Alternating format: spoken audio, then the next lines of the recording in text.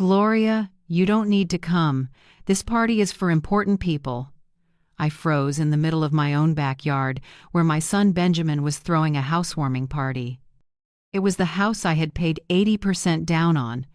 But I wasn't invited. My daughter-in-law, Carrie, said it straight to my face, in front of her side of the family. Everyone laughed and chatted, clinking champagne glasses up on the deck, while I stood below like a housekeeper who happened to wander by, my head spinning over the words, "Party for important people." That night, I started a plan no one would see coming. As I walked out of the yard, still holding the small bag I thought I'd need if they asked me to stay for dinner, I said nothing. I just nodded slightly at one of Carrie's relatives laughing with a drink in his hand. He didn't recognize me, or pretended not to. I opened my car door, buckled my seatbelt, and sat there for a few minutes. My heart wasn't racing. I wasn't shaking. Strange.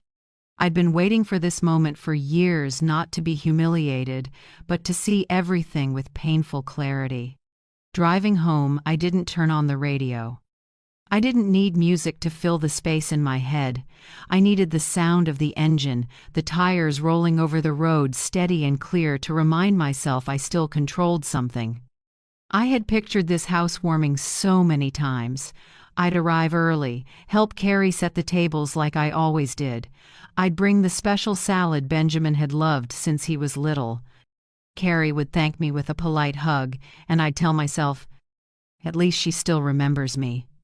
Then we'd take a family photo under the big oak in the backyard, the one I planted myself 3 years before selling my old house to give them money for this one. But nothing I imagined happened. I wasn't part of the plan. I wasn't on the guest list.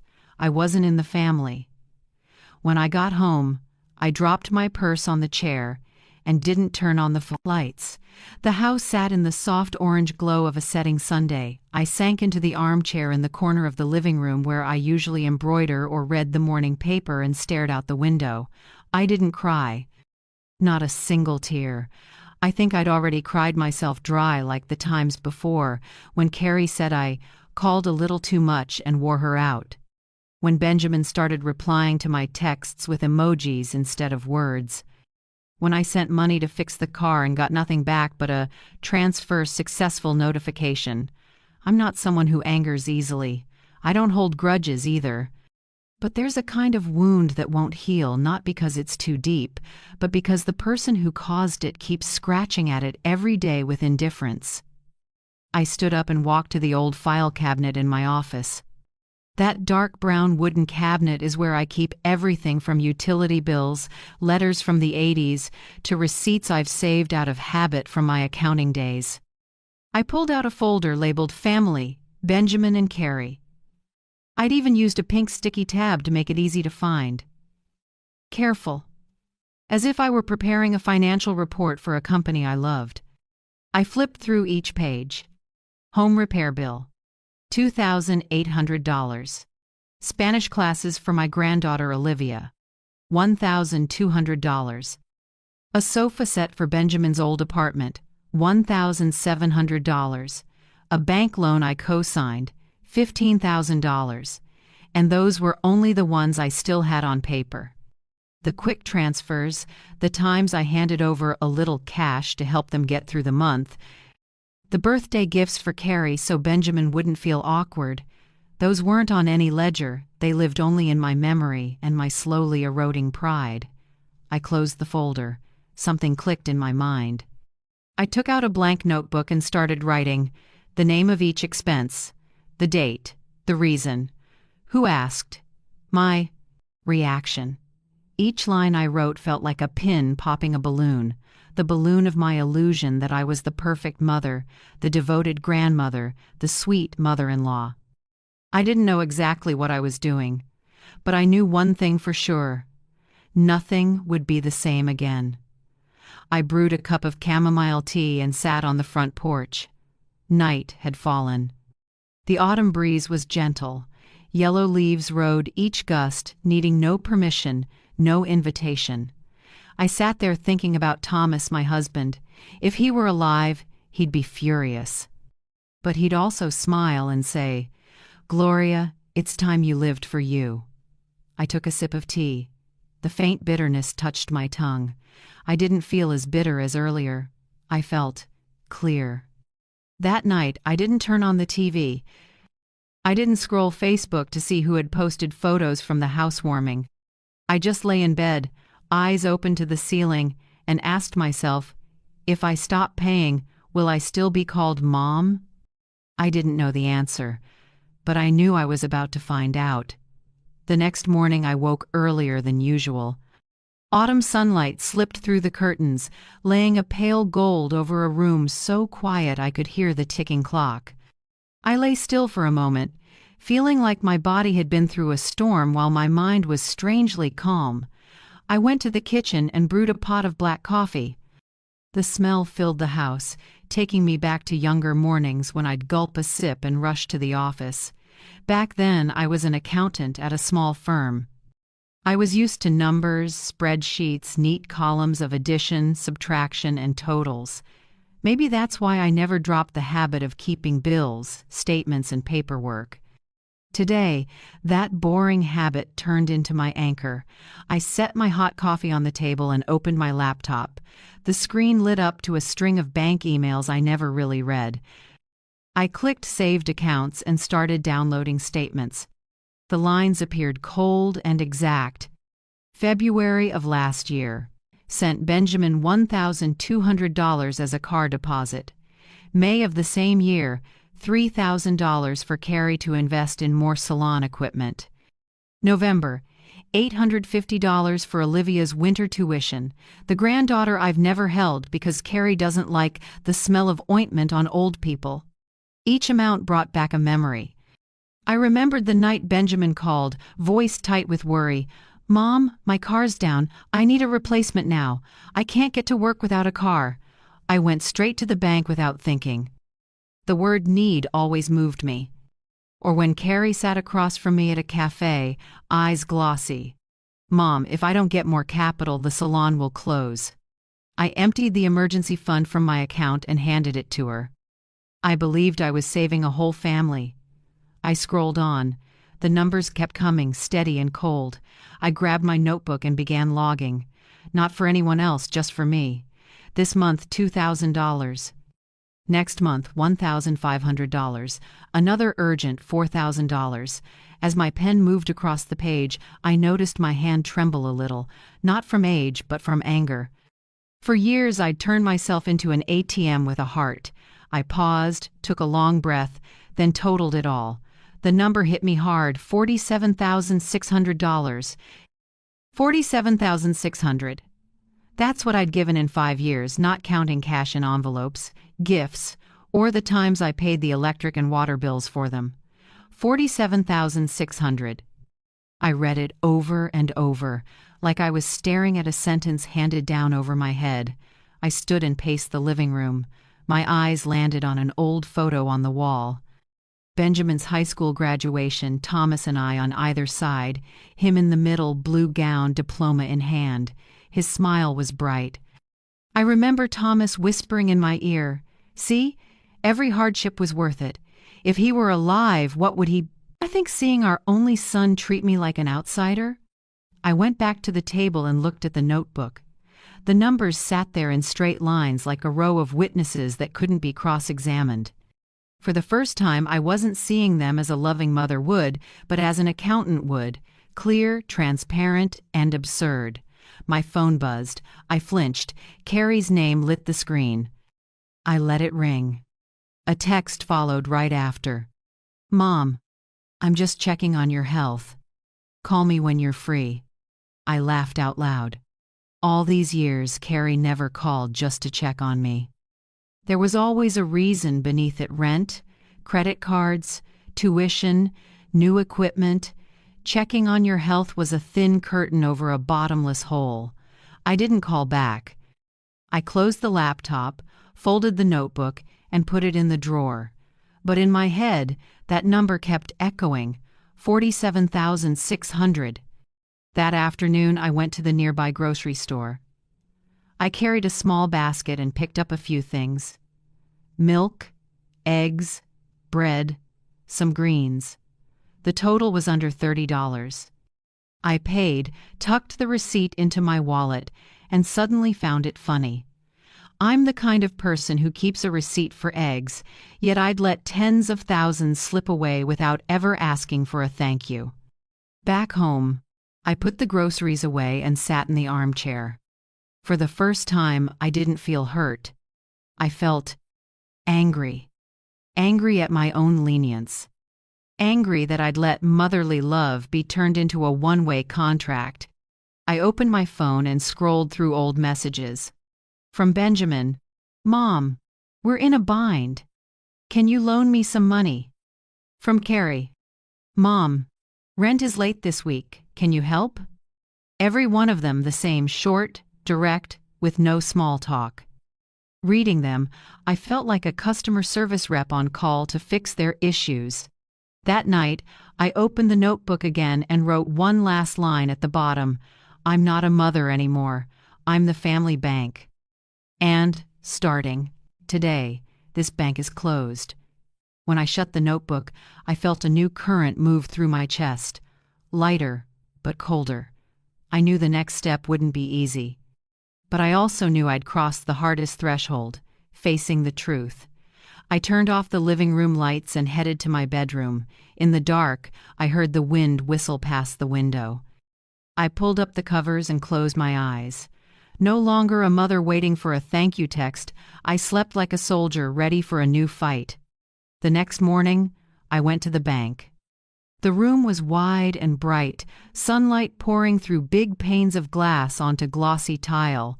I'd sat here dozens of times before, but this time everything was different.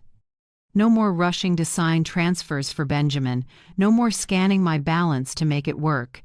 Today, I came to end it. Ray, the longtime account manager, smiled when he saw me. He knew me well enough not to need an appointment reminder to guess why I was there, but when I sat down and set my thick notebook on the desk, his smile faltered.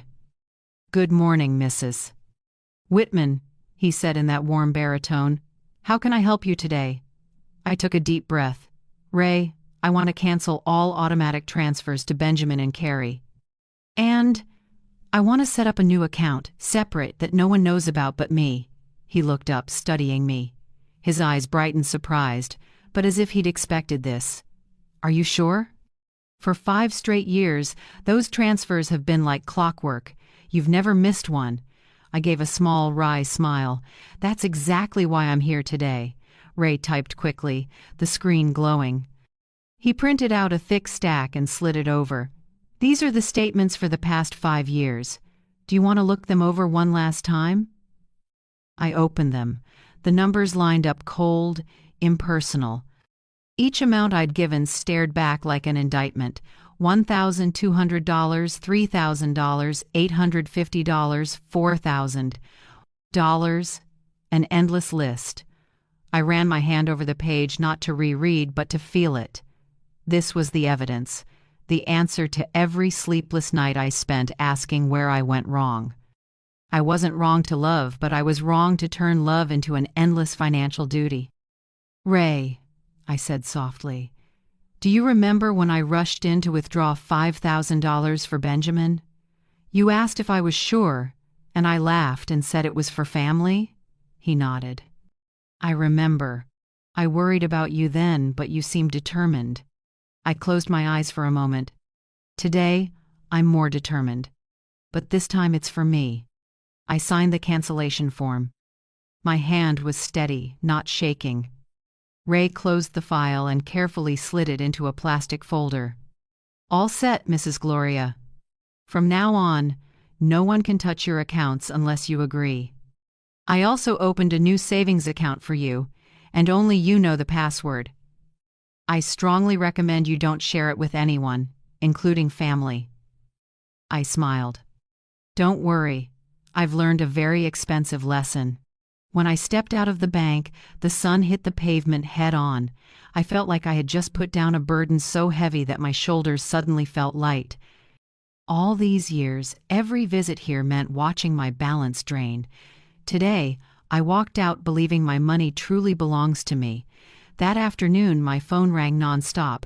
First it was Benjamin. I let it ring. Then Carrie called. I stayed silent. After that, a stream of texts popped up. "Mom, I don't see the transfer. Did you forget?" "Mom, we need money for the credit card bill this week. Text me back." "Mom, please don't do this to us. You know we rely on you." I read each line but didn't answer. For the first time, I let the phone fall quiet. No explanations, no excuses, no promises. That evening, I took out the statements and read them again, like a little farewell ritual.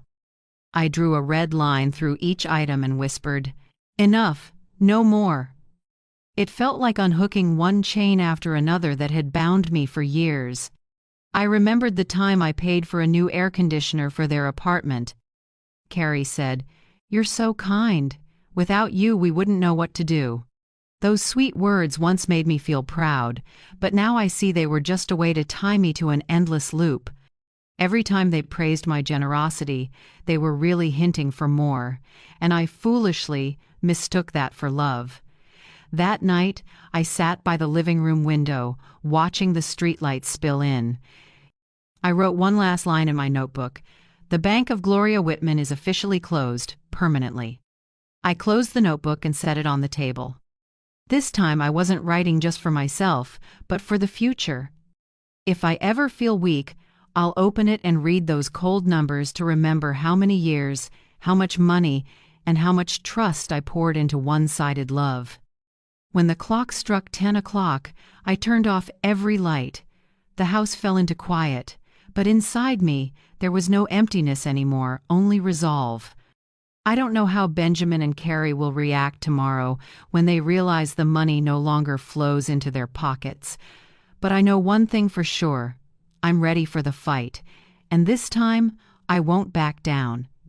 The next morning, I had just poured a cup of coffee when the phone rang. Carrie's name lit up the screen. I stared at it and didn't rush to answer. The ringing dragged on, like someone pounding on the door of my small house. Finally, I picked up. Carrie's voice was tearful. "Mom, the credit card got declined." "The house is about to be foreclosed. We thought you forgot the transfer." I took a sip of coffee, let the heat spread across the roof of my mouth, and answered slowly, "I didn't forget, Carrie. I'm choosing not to send it anymore." There was a few seconds of silence, then she burst out. "You can't do that! We rely on you. You know that." I ended the call. I didn't need to hear more. My hand still rested lightly on the mug, my heartbeat strangely calm. Not even 10 minutes later, Benjamin called. His voice wasn't soft like Carrie's, it was blunt and harsh. "Mom, what's going on? I just checked the account. No money came in. You know we have a loan payment due this week, right?" I closed my eyes and pictured his little face from years ago, when he used to throw his arms around my neck after being picked on at school. Now that accusing tone had no warmth at all. I said simply, "I know, and I've decided to stop." He shouted, "What's wrong with you? Who's gotten in your head? Don't let people feed you weird ideas." I stayed quiet for a few seconds, then hung up. The phone kept buzzing after that, but I ignored it. In the afternoon, I opened the windows and let the cool air in. I heard footsteps on the porch. I looked out. Carrie stood there, hair a mess, eyes red. She hurried over and clutched my arm. "Mom, please don't do this. If we lose the house, Olivia will have to switch schools." "She's still little, she needs stability. You're her grandma, don't you think about her?" I looked her straight in the eyes. For a brief moment my heart pinched at my granddaughter's name. But then I remembered that for years I hadn't been allowed to hold her even once. Carrie always had an excuse. She's sleeping, she's studying, she's worried about germs. I pulled my arm free and spoke low but firm. "Carrie, I've thought about Olivia more than anyone. But what you just said isn't about her, it's about the money you want me to keep paying." Carrie's face shifted, anger flashing in her eyes. The tears dried up instantly. She spun around and strode toward the car, tossing back, "You'll regret this." I stood there watching the car leave the driveway. I didn't feel shaky, just a new sensation, self-possession. That night, I wrote a line in my notebook. Today, for the first time in years, I wasn't bullied by tears or scolding. I closed the notebook and smiled to myself. The next day, Benjamin showed up. He didn't knock, he just stood blocking the walkway, jaw tight. "Mom, we need to talk." I opened the door but didn't invite him in. I stood in the doorway, between two worlds, the home I protect inside, and outside, the son who treats me like a wallet. He glared at me.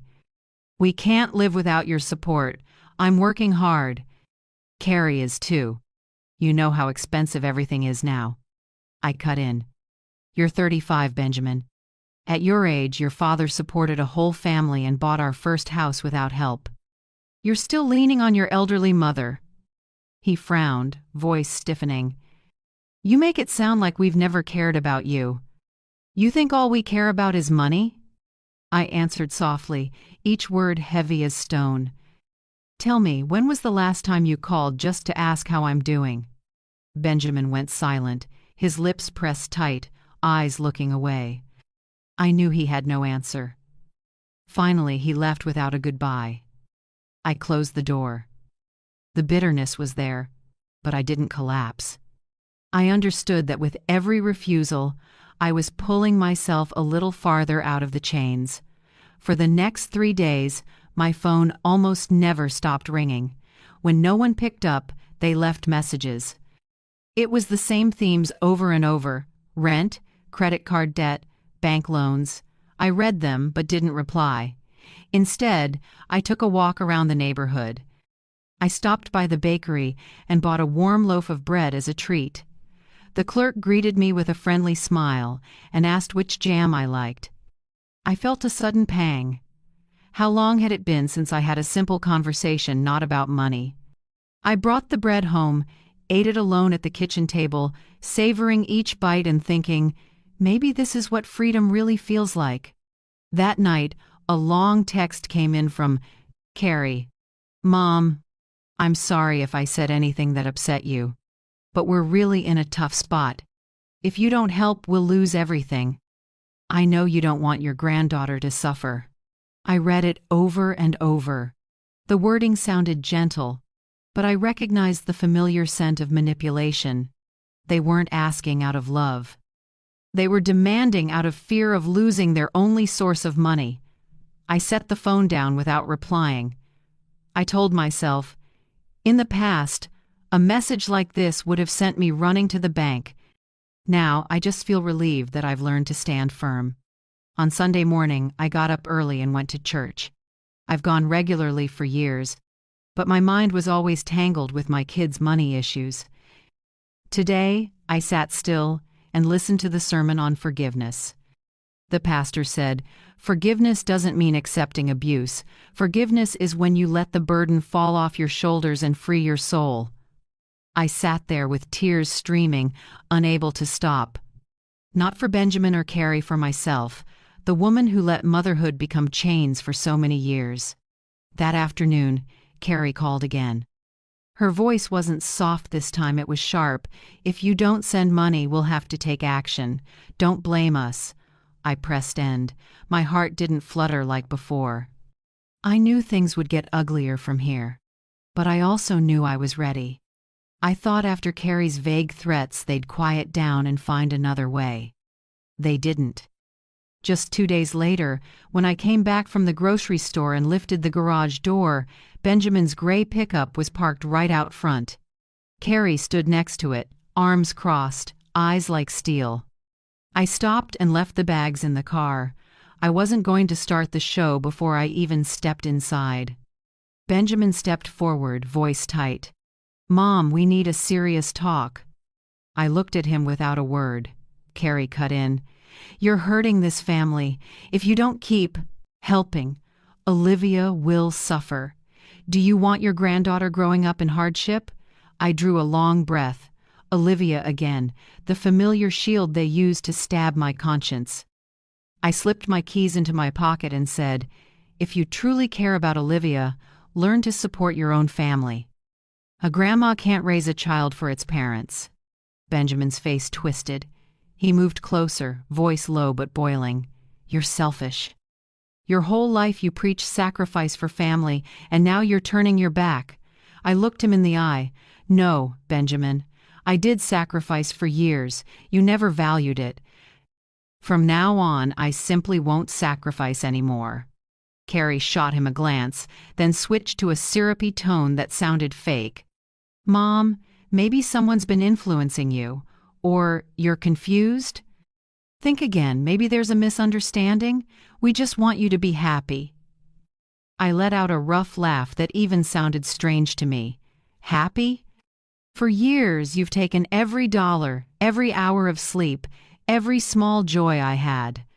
If that's love, then my happiness is dirt cheap. Carrie's face went pale. The sugarcoat was gone. She hissed, Fine. If this is your choice, you'll face the consequences. Benjamin tugged her toward the truck. Before getting in, he turned and gave me a look that wasn't a son's, but a stranger's. You'll regret this. The truck pulled away, leaving a gray stripe of dust on the road. I stood still, fists clenched. I knew those weren't just angry words. They were a warning. That afternoon, I opened my notebook again. I wrote, Today, their true faces showed. No more circling, no more masks. They've made me the enemy.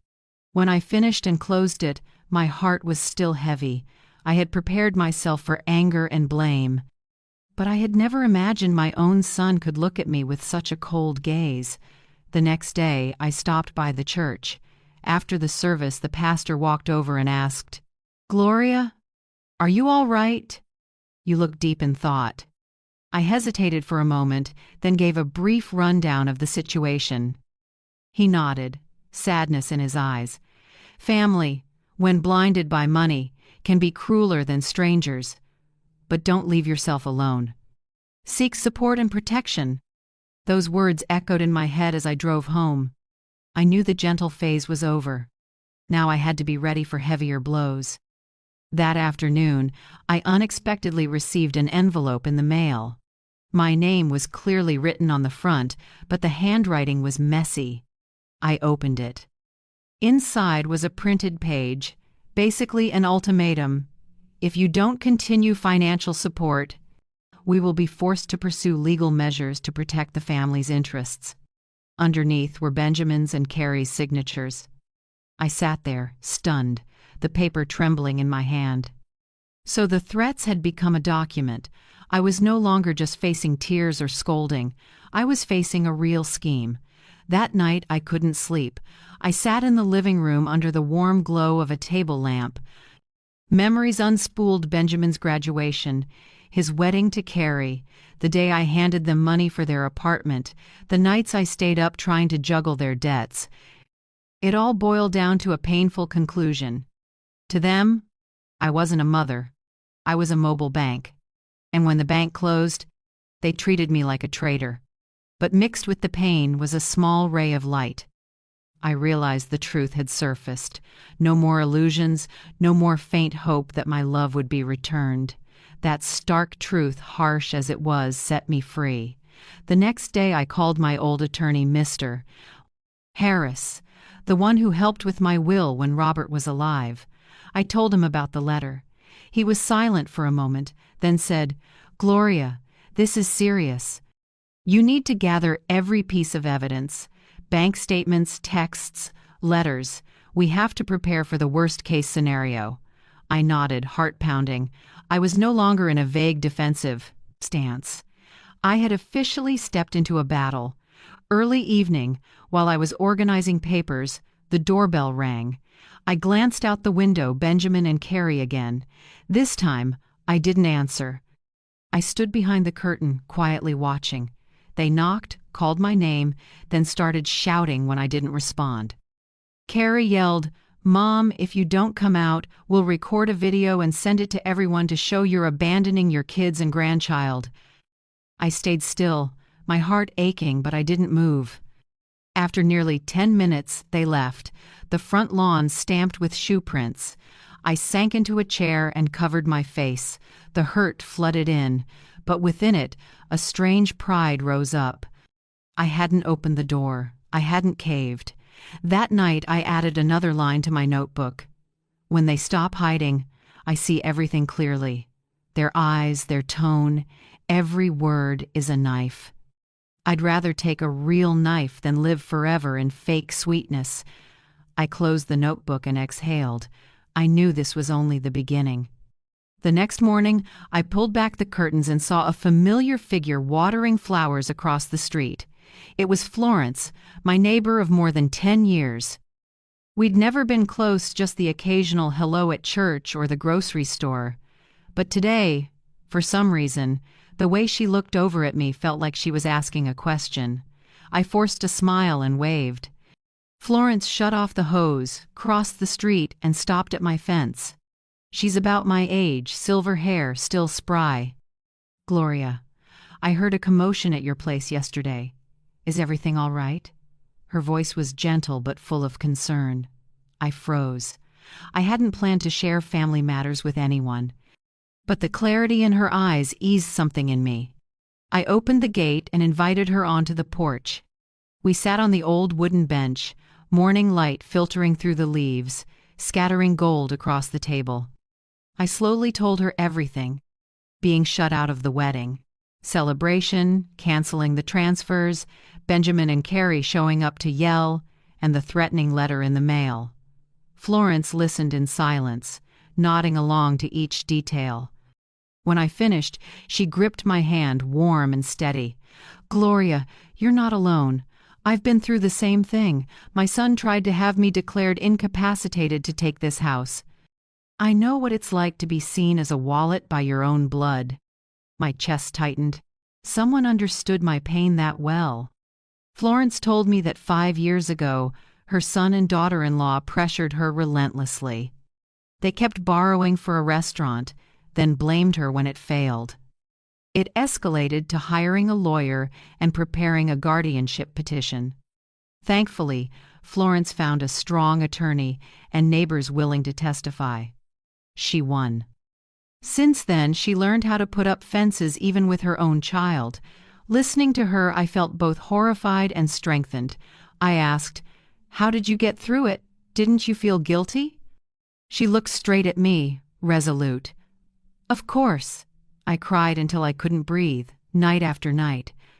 But I realized being a mother doesn't mean supporting your kids for life. They grow up, start families, and must stand on their own feet. Love doesn't mean unconditional financing. Her words rang through me like a bell.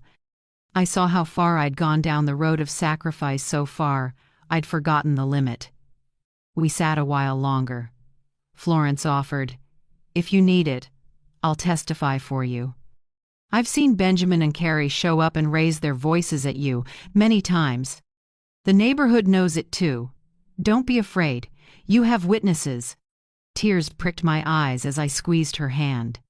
"Florence, you're my lifesaver. I never imagined I'd find an ally right across the street." She smiled kindly. "We're mothers. And sometimes, mothers have to remind each other that we deserve protection too." That evening I went home and opened his the bank files again. This time, those cold numbers weren't just evidence of my foolishness. I saw them like bullets, and Florence had just placed a shield in my hands. I began sorting everything neatly, dating, clipping in the texts, printing emails. As my hands moved faster, a certainty rose in me. I'm not alone anymore. 2 days later, Benjamin came again. I looked out the window and saw him with Carrie, and this time, a man I didn't recognize. I didn't open the door. I picked up the phone and called Florence. She said, "I'll be right over. Stay calm, Gloria." When she arrived, the trio outside looked thrown off. Benjamin tried for a steady voice. "Mom, this is our legal advisor. He just wants to talk and find a solution for everyone." I stood behind the locked door and didn't open it.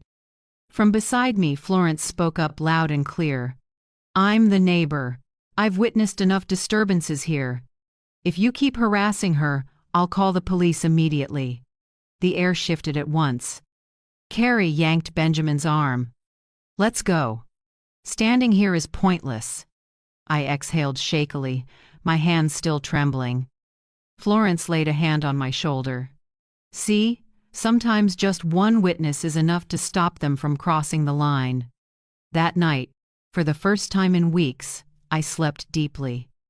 In my dreams, I walked through a bright garden, surrounded by the laughter of older women. I knew it was the image of community strength Florence had just opened up for me.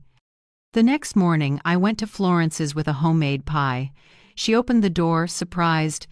"Gloria, you didn't have to." I smiled. "It's not about courtesy. I just wanted to say that because of you, I found peace again in my own home." We sat together eating pie, sipping tea, and talking like old friends.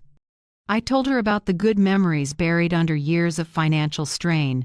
Saying them out loud felt like release. That night, I wrote in my notebook, "Today I gained an ally.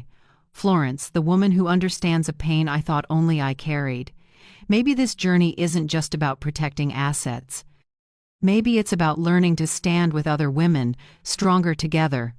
After the day Florence stood up for me in front of Benjamin and Carrie, I could finally breathe easier. But I knew their silence was only temporary, like a calm lake with currents swirling underneath. Sure enough, a few days later I got another letter, this time not Benjamin's messy scribble, but a clean printout with a law firm's seal. In it they claimed I showed signs of mental instability requiring supervision to prevent financial risk. They also hinted at the legal rights of direct heirs. Plainly put, they were building a case to haul me into court and force me to hand over control of my finances. When I finished reading, a chill ran through me. But instead of panicking, I folded the letter and set it on the table. I called Mr. Harris, the attorney I'd trusted for years. "Harris, I need you to look at this." An hour later, he was there. After reading, he frowned. "They're using the classic playbook, Gloria. I've seen it many times. They want to paint you as a paranoid elder who can't manage her affairs. We need to get ahead of it." I asked quietly, "What do you suggest?" Harris met my eyes. "We'll arrange an independent assessment by doctors and specialists I know personally. It's a second opinion, both to document your capacity and to shut down their tactic. When we're in court, these experts will be your wall." I exhaled. For the first time in months, I didn't feel alone in the dark. 2 days later, I met the psychologist and internist Harris had lined up. The evaluation took place in a bright room filled with natural light from big windows. Dr. Moore, a middle-aged woman with round frames, asked me a long series of questions from dates and figures to feelings and problem-solving. I answered clearly. When she asked me to total monthly expenses, I immediately recalled the exact figure, $47,600 over 5 years, because it's carved into me like a mark on stone. When we finished, she smiled. "Mrs. Gloria, honestly, your mind is sharper than many younger people. I'll write a detailed report. No one can twist this truth." Hearing that, my eyes stung. Not because I doubted myself, but because someone outside finally saw the truth about me, a completely lucid woman who had simply endured exploitation for too long. As Harris and I left the clinic, he said quietly, "We've landed our first counterpunch. But prepare yourself, Benjamin, and Carrie won't stop. They'll use harder psychological tactics to make you cave." "Stay firm." I nodded, my heart heavy. Sure enough, that night my phone rang nonstop. This time it wasn't shouting, it was messages dripping with staged emotion. Carrie wrote, "Mom, do you remember when you held Olivia for her naps? She keeps calling for Grandma. She cried when she heard you're upset with us. Please don't turn your back on the family." I bit my lip. I knew Olivia was too little to understand any of this. That message wasn't my granddaughter's voice. It was a ploy Carrie had crafted. Then a text from Benjamin. "Mom, I just drove past your house. The lights were on, but you didn't open the door. I know you saw me. I don't want us to become strangers. I regret so much. I sat by the window, watching the streetlight wash the sidewalk. A part of me wanted to open the door and run to him. But then I remembered the statements, and the cold look on his face when he said, "You'll regret this." I knew those remorseful lines were just another tactic. The next day, I told Florence everything. She sat across from me in the living room, took a sip of tea, then smiled slightly. "Gloria, they're trying everything. One minute it's threats, the next it's sweet talk. That's classic psychological warfare, make you waver until you can't tell what's real. But remember, the truth is what you've seen with your own eyes, not what they type in a text." I nodded, feeling steadier. Florence added, "Keep every text, email, and letter. Every line will turn into evidence of manipulation. Don't delete anything." I did as she said. I printed all the messages and filed them. Each page felt like a puzzle piece exposing the truth. That afternoon, while I was sorting papers, I got a call from an unknown number. The person said they were a social worker and that they'd received a report I was showing signs of confusion and needed a safety check. I went cold. Clearly, Benjamin and Carrie had filed a report with the authorities.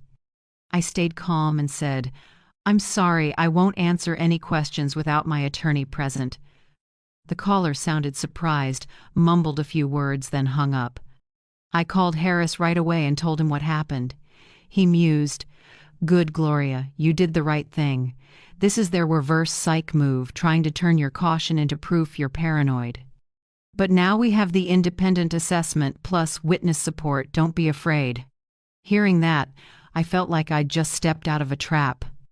That night, I sat on the porch as the cool breeze ran through my hair. Florence brought over some fresh-baked pastries. We ate and talked. She said, "Gloria, I used to be scared like you. But I realized every time they try to manipulate me, I get more evidence against them. Let them perform, we'll record it. When we're in court, the truth will show itself." I smiled for the first time in months. It wasn't a shaky smile. I suddenly understood. Instead of being hunted, I could become the witness for my own truth. Before bed, I wrote in my journal, "They think they're cornering me, but their mind games are exactly what helped me see their nature more clearly. I'm not swayed anymore. I have evidence, allies, and faith." I closed the notebook and lay my head on the pillow. For the first time, sleep came easy. Not because the storm had passed, but because I'd learned how to stand steady in it. Just 1 week after the call from the social worker, I received a thick envelope stamped by the local court. My stomach dropped and my hands trembled as I tore it open. Inside was a petition to verify civil competency against me. Right in the first line, my name, Gloria Whitman, was in quotation marks, like I was a character without substance. The plaintiffs were direct relatives, signed by Benjamin Whitman and Carrie Whitman. I read it over and over, feeling like someone was squeezing my chest. The reasons were shamelessly absurd. That Mrs. Whitman has recently spent money irrationally on useless things, that she isolates herself and shows signs of depression and paranoia toward family, and finally, that there was a risk of outsiders exploiting and manipulating her assets. I let out a dry laugh that sounded like metal scraping metal. So the very people who'd lived off me for years dared to dress me up as a victim of exploitation.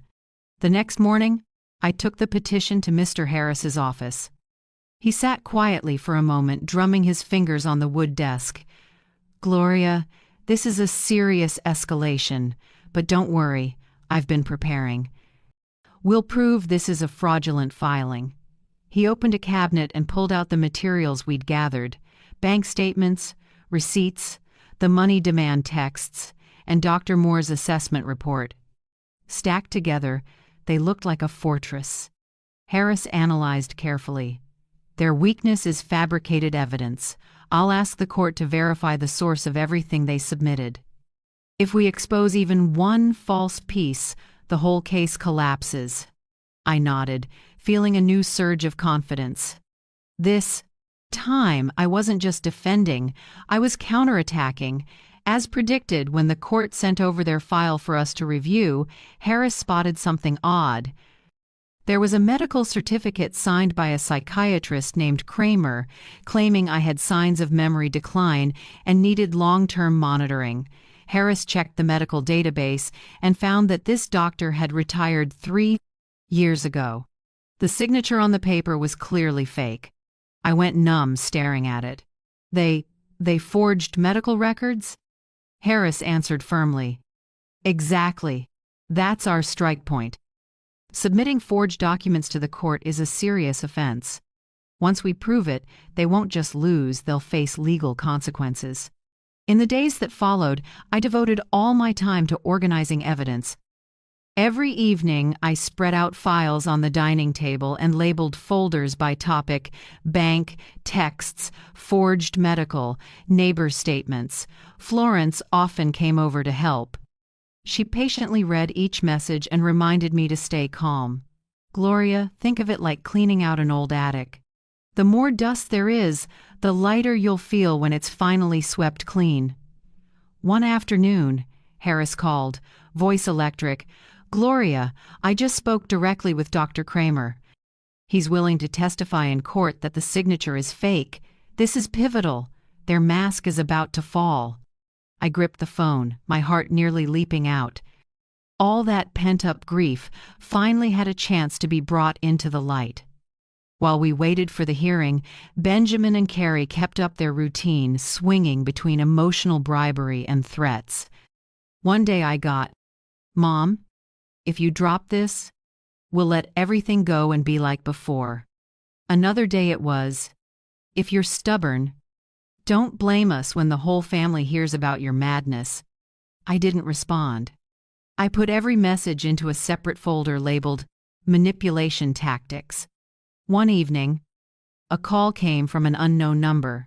A woman's voice said she was a legal staffer assisting Benjamin and Carrie, wanting to come to my house to further assess your health.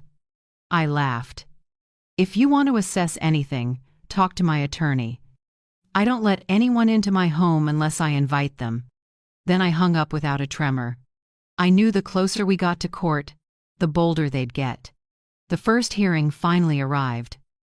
I wore a light gray suit, my silver hair neatly pinned, and a touch of makeup.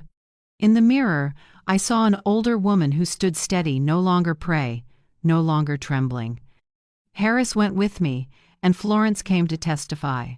When I entered the courtroom, I saw Benjamin and Carrie across the aisle, faces tight. Carrie avoided my eyes.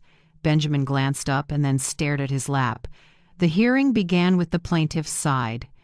Their attorney leaned hard on phrases like mental instability, irregular spending, and asset protection. I sat still, listening quietly. When they presented that medical certificate, Harris stood immediately. He asked the court to compare it with Dr. Kramer's official records. Moments later, Dr. Kramer entered thin, white-haired, eyes sharp. Holding up the paper, he said clearly, "This is not my signature. I have never met Mrs. Gloria Whitman, nor have I written this report. I retired in 2020. Whoever used my name on this committed forgery." The courtroom fell silent. Benjamin went pale. Carrie bowed her head, shoulders shaking. In that instant, it felt like the mask they'd built over months was ripped off in public. Harris kept going, "Dr. Moore's independent report confirming I'm fully competent, bank statements showing the money flowing to Benjamin and Carrie, plus the threatening messages and letters." Each page landed like a hammer blow on a wall of lies. I sat there clutching my purse, tears rolling but not from sadness. They were tears of release. At last, the truth stood in daylight. When the hearing paused, the judge said more time was needed to reach a final decision. But the exposed fake medical record had already tipped the scales my way. As I left the courtroom, I heard the whispers. Unbelievable. Her own son forged documents to take his mother's assets. I drew a long breath and held my head high. For the first time in months, I stepped into the light unafraid. Florence squeezed my hand. See, Gloria, masks fall. They can stage all the scenes they want, but the truth has its own voice. That night, back in my quiet house, I wrote in my notebook, "Today they revealed their greed and lies before the law. I don't need to prove my love. I only need to prove the truth." I closed the notebook and looked up at the ceiling, feeling calm. The fight wasn't over, but I knew I was on the right path. More importantly, I was no longer a woman blinded by honeyed words. I am Gloria Whitman, and I've looked the truth in the eye. The formal hearing was set for a gloomy Monday morning. I woke very early and sat at the mirror for a long time, my silver hair pinned up, dark circles under my eyes but a steady gaze. I chose the navy blazer Robert gave me for our anniversary, with a simple white blouse. I wanted to appear not as a weak victim, but as a woman who has lived fully and kept her dignity. Florence drove me to the courthouse. On the way, she said softly, "Gloria, today you're not only standing up for yourself, you're standing up for many mothers who've been squeezed by their own children. Remember that." I squeezed her hand, faith rising in me. The courtroom was unusually full. I noticed familiar faces from church and the neighborhood. Some nodded when our eyes met. Across the room, Benjamin sat with Carrie, faces rigid. Carrie wore a black dress, eyes darting down. She wouldn't look up. Benjamin sat straight, lips pressed tight, fingers laced together. The judge entered, and the room fell silent. The plaintiff's attorney launched into more talk of financial risk and protecting an elderly woman from her own confusion. I listened, calm, though each word felt like a blade aimed at my heart. Then Harris stood, voice low and sure. "Your Honor, my client, Mrs. Gloria Whitman, is not unstable as claimed. We have official medical reports, witnesses, and evidence that the plaintiffs used forged documents." He placed a thick, numbered stack on the table. Harris called Dr. Moore.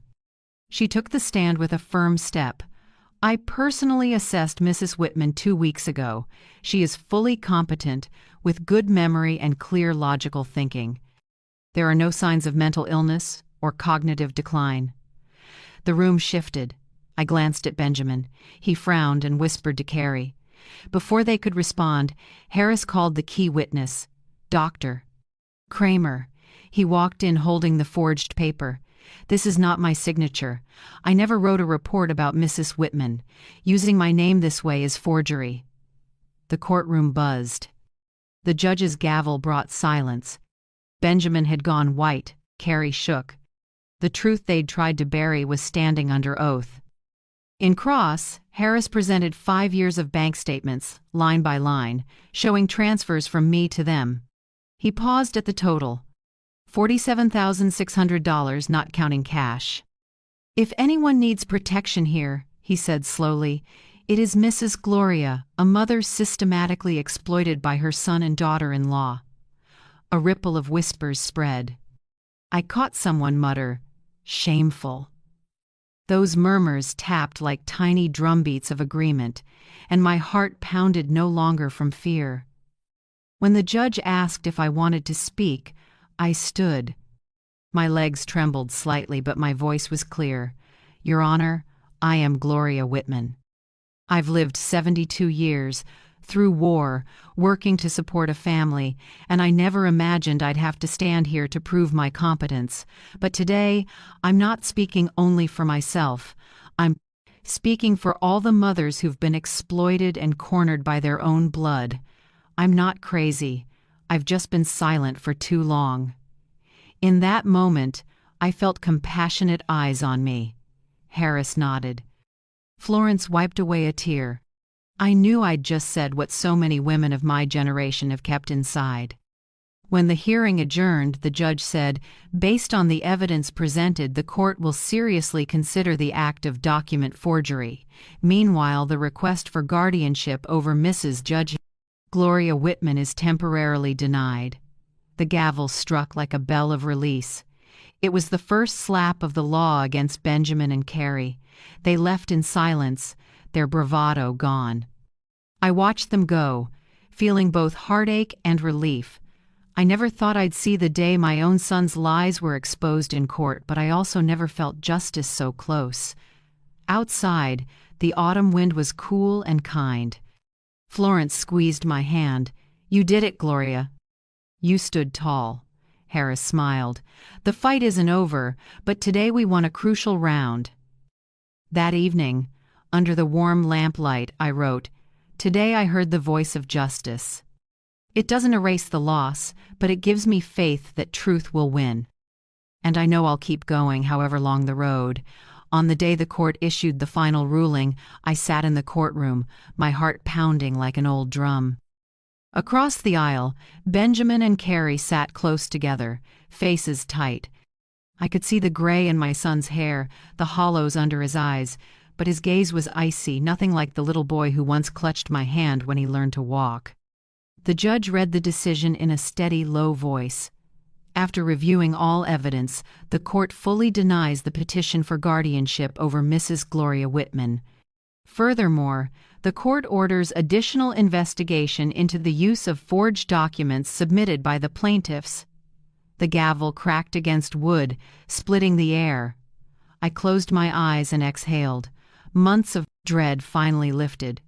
Harris gently placed a hand on my shoulder and whispered, "Congratulations, Gloria, you won." But at the same time, a sharp breath from Benjamin made my chest tighten. He hung his head, then suddenly stood and walked out of the courtroom. Carrie hurried after him, calling his name softly, but Benjamin didn't stop. I watched my son's back recede and felt my heart fracture. I knew I had just lost him, not only in court, but maybe forever. Outside the courtroom, strangers came up to shake my hand and call me brave. Florence hugged me tightly, and Harris smiled, saying I'd set a good example for women in similar situations.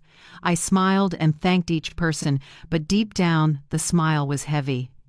This victory came at the cost of a break I could never mend with the child I loved most. That night, the house felt unusually quiet. I sat in the living room with the small lamp on. On the table was a framed photo of our family at a Christmas dinner years ago. In it, Benjamin sat beside me, his arm loosely around my shoulders. I touched the cold glass, tears slipping down before I realized it. A legal victory couldn't fill the empty space inside me. Memories poured back. The day Benjamin started college, when I held him at the dorm gates. His wedding day, when I arranged every bouquet on the tables. The day Olivia was born. When I stood outside the delivery room, hands shaking as I held a small gift for my granddaughter.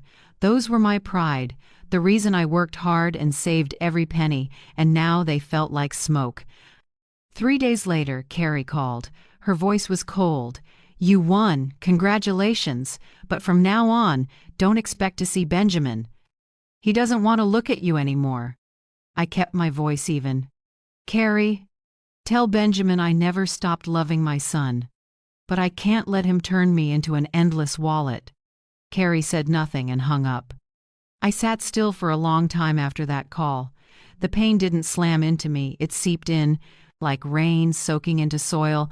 I knew that to Benjamin, I wasn't a mother anymore. I was the one who humiliated him in court. He couldn't see that his own actions drove me to this. In the days that followed, I lived more slowly. Florence stopped by often with flowers from her garden or something she'd just cooked. She understood my emptiness. She didn't need many words, just sat with me, drank tea, and let the quiet be its own comfort. Harris called to check in, reminding me to rest and not dwell on things too much. One morning, while I was sweeping leaves on the porch, Olivia appeared. She stood at the end of the walkway, hugging a teddy bear, eyes wide on me. Before I could say a word, Carrie rushed up, pulled her away, and didn't let her speak. I stood there, watching that small figure disappear. A tear slid down my cheek. I knew I'd lost not only Benjamin, but any chance to be close to my granddaughter. That night, I opened my notebook and wrote, "I won a battle, but lost a piece of my heart. Justice offers protection, but it can't restore a mother's love once it's cracked." I closed the notebook and took a long breath. Even in the hurt, a small flame glowed freedom's flame. I wasn't being forced anymore. I wasn't living under fear. And I knew this choice, however harsh, had saved the rest of my life. The next day, I went to church. When the pastor asked what I wanted to pray for, I simply said, "Please keep Benjamin safe, even if he no longer sees me as his mother." As soon as I said it, I felt lighter. I didn't expect my son to come back now, but I wanted him safe, not lost. Leaving church, I looked up at the autumn sky. Clouds still hung gray, but far off, a narrow beam of light broke through. I smiled and told myself I still had days to live, and more chances to give love not to those who use me, but to those who truly need it. The legal victory closed a chapter, but the loss in my heart remains. I won, but I also lost a son.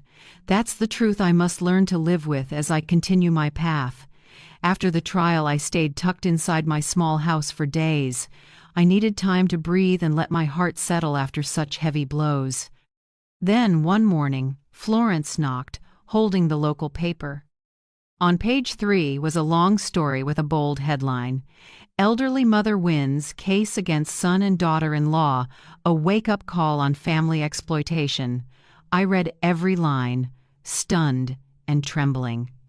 The article didn't just recap the trial, it spoke to a larger reality. Many seniors quietly drained by their own children and grandchildren, and somehow I had become a prime example. That week, calls started coming in. Reporters wanted interviews. Women with similar stories asked to talk. At first, I was awkward and afraid. I wasn't used to my private life laid bare. But one night, an older woman's voice shook over the phone as she told me her son had forced her to sign over the house, and she was scared to fight back for fear of being abandoned. I went silent, then burst into tears. I realized I couldn't stay quiet. Florence encouraged me first. She said, "Gloria, you have a strength you don't see yet. Use your story to help others. We can start a support group." It sounded far-fetched at first, but something inside me leapt.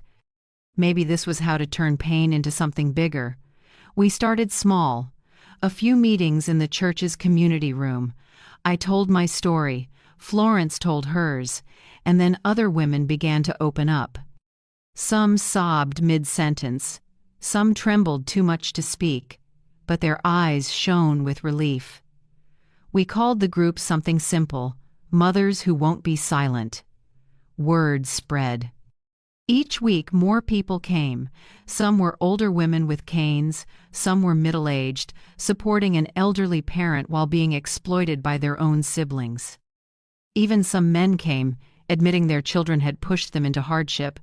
I listened, my heart aching and warming at the same time. It wasn't alone. A single wound had connected dozens, hundreds of hearts. One day after I finished speaking, a woman named Margaret stood, took my hand and said, "Gloria, because of you, I refused to sign the transfer papers my son shoved at me. I'm not afraid of being called selfish anymore. I realize I have the right to live for myself." The room broke into applause, and I felt the bricks of my lonely wall crumble. We didn't stop at sharing. Harris agreed to provide legal guidance for tough cases. He came to meetings, explained how to keep records, how to spot abuse, and how to seek help. I remembered the day he urged me to get an independent evaluation. Without him, I might have lost everything. Bit by bit, our group became a real community. We organized fundraisers and set up a small fund to help mothers cut off financially by their children. We wrote letters to local officials, calling for more hotlines for elder abuse in families. And I, once curled up in fear, stood before a crowd and said clearly, "We are no longer silent victims." We have a right to speak. Some nights after a meeting, I sat on my porch, streetlights casting warm gold on the sidewalk. A strange peace filled me. I had lost Benjamin and the chance to be close to my granddaughter, but I found a new family, one bound by truth and courage. I opened my notebook and wrote, "I'm no longer the mother who suffers in silence. I'm part of a community where we lift each other up." Through this community, I found my voice again. I closed the notebook and smiled. At 72, life still had a new chapter, one not soaked in tears, but filled with faith. That summer, for the first time in decades, I lived to my own rhythm. No more mornings waking to transfer lists, no more phone rings like whips. I woke to quiet, brewed a strong cup of coffee, and stepped onto the porch, letting the breeze run through my gray hair. For the first time, each day truly felt like mine. I used my remaining savings to freshen up the house. I painted the scuffed walls a pale blue. I planted more roses and wild daisies in the front garden. I bought a porch swing under the maple tree, where I could read and listen to birds in the afternoons. It wasn't flashy or loud, but it was a world I chose. I started traveling, something I'd put off for years. My first trip was a week in New Orleans, listening to jazz and wandering the old brick streets. In a small cafe, a street musician played saxophone, and my throat tightened. Outside the family whirlwind and constant demands, there was music, the sweetness of sugar-dusted beignets, and friendly smiles from strangers. When I came home, I painted. The room that had been piled with bills and papers became a studio. Southern landscapes, a portrait of Florence, even a self-portrait with a calm smile lined the walls like proof I'd found myself. Friends from Mothers Who Won't Be Silent visited and clapped, saying my paintings were full of life. One evening, I visited Robert's grave. I sat beside his stone and whispered, "Robert, I did it. I'm no longer the woman who bowed her head, terrified of losing her son. I stood up and kept what we built, and more importantly, I kept myself." The wind moved through the trees, and I felt like he was smiling. Sometimes I heard about Benjamin and Carrie from acquaintances. They'd moved to a smaller apartment. Carrie worked full-time at a nail salon. Benjamin bounced between odd jobs. I felt no hatred, only sadness. I once hoped my son would one day understand, but I know now that's not my responsibility. I've crossed that loss and learned to put a period at the end. One Sunday morning after a meeting, Florence said, "Gloria, you know, we're not just saving ourselves, we're planting seeds for the next generation. Their children will grow up in families that respect them because mothers and grandmothers found the courage to speak today." I stood there, moved. I never imagined my story could ripple outward like that. Now, as I write this, I'm 73. I don't have many years left, but every year, month, and day means something new. I know how to say no. I choose joy for myself in a morning cup of tea, a park concert, or simply watching flowers bloom. I understand that real love never comes from buying it. It comes from respect and genuine care. I paid dearly to learn that, but I have no regrets. From the rubble, I rebuilt a life for myself. And to anyone listening, if you feel used, dismissed, turned into a shadow in your own family, remember, you have the right to speak. You have the right to live for yourself. It's never too late to begin again. I close my notebook and smile at the bright garden. For the first time in years, the future isn't hazy, it's clear as a summer sunrise. If you've stayed with me to the very end of this story, I want to say thank you from the bottom of my heart. Thank you for hearing the voice of a woman who seemed fragile but found strength in her pain. I'd love to know your thoughts. If you were in my place, what would you do? Please share in the comments. I believe everyone's story has value. If this touched your heart, please like, subscribe, and come back for the next stories. Your support and presence are the greatest encouragement for me to keep writing and sharing. With gratitude. And see you soon.